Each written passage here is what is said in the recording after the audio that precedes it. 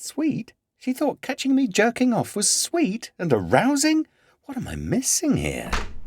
Listen, I have to finish editing this. Would you mind giving it the once-over? What is it? It's the cereal commercial I shot last week. Just make sure the editing works. In his everyday life, office worker John Hanger is just like any other guy. But at night, he puts on his night clothes and super tie and becomes Fleshmaster. And when the girl next door, meter maid Bridget Jones, pulls on her lace outfit and mask, she becomes Pillar Saint.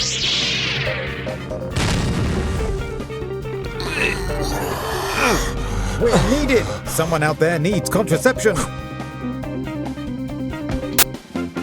Great, soon the windows are going to fog up. Neither one of them has any form of protection with them. Look, Fleshmaster. Trophy Girl and the Disease Carrier have joined forces. Hopefully at least one of them has a sexually transmitted disease which will start to spread like wildfire. Together, their powers of telepathy are sure to make anyone forget to use protection.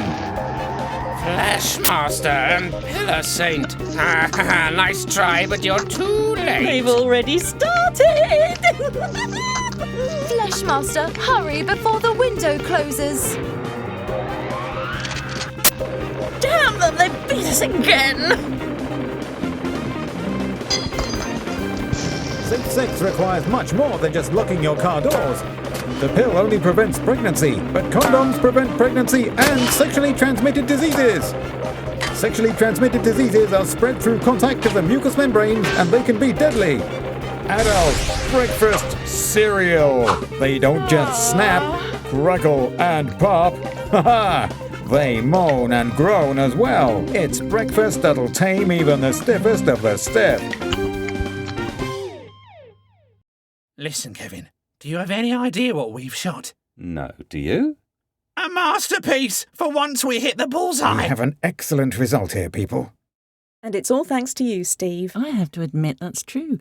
We don't even need Dr. Zukovsky this time. Well, I still think it would be a good idea to include a professional perspective here. Like, for example, about what to do when you go to the table.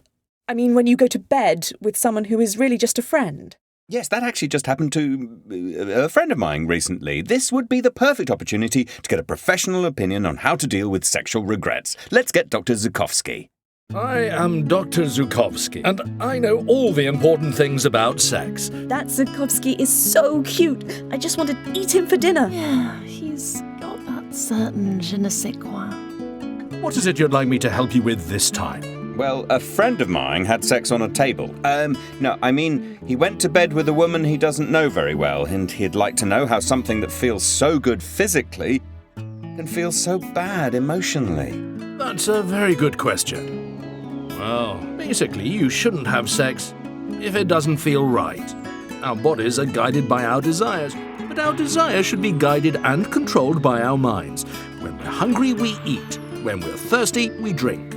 But when you're horny, you have to be sure about whom you really want to have sex with, and where.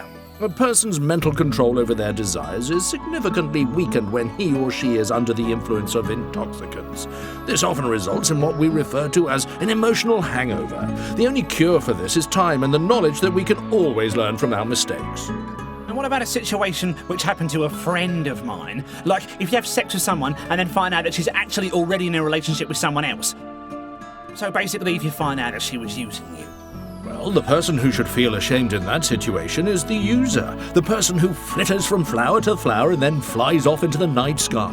The used person in this situation should feel pity for the user, who's going to have to wake up every morning and look at themselves in the mirror.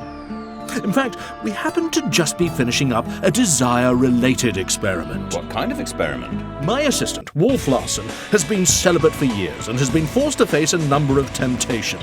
Now, he is a fiercely competitive person and has managed to maintain his celibacy even in the face of these temptations. Now that the experiment is over, he's been returned to his home, where he is currently relaxing in his front yard.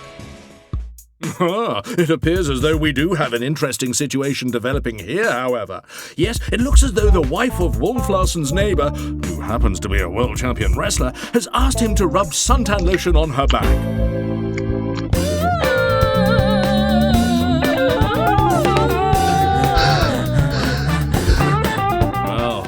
sometimes the flesh is weak.